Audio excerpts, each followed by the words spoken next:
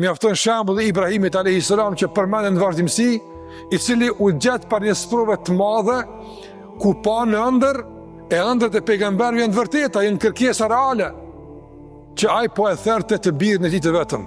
Çfarë bëri Ibrahimi sa? E shtyu? Çfarë bëri? Tha kismet do ta bëj? Apo tha nuk mund ta bëj?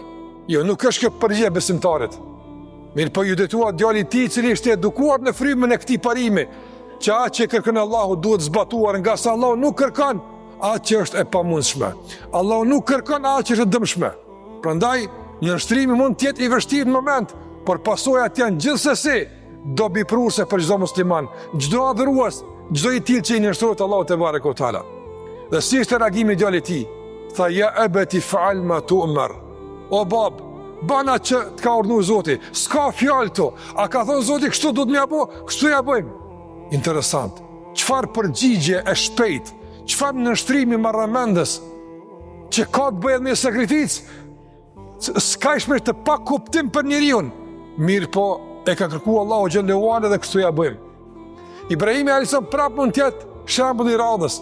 Braktisi gruan dhe fëmijët në një shkretir të pabanuar, të fësirë. Për Ibrahimin e sa me kuptueshme pse bëri këtë pejgamberi i devotshëm. Por gruaja e tij çfarë tha?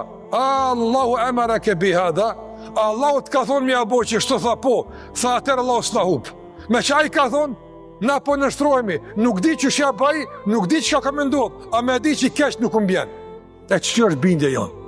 Të dëgjosh që Allahu ka thonë, të bindesh, të nështrosh, gjithmonë. I bindur se nuk ka me dollë keq. Veç të mirë del nëse i bindesh Allahu xhallahu ala. Mund të sprovosh në fillim, mund të ketë vështirësi, por dije se përfundimi i faqebardh dhe i ndritur është për ty që nështrosh dhe i bindesh Allahu te barekuhu teala.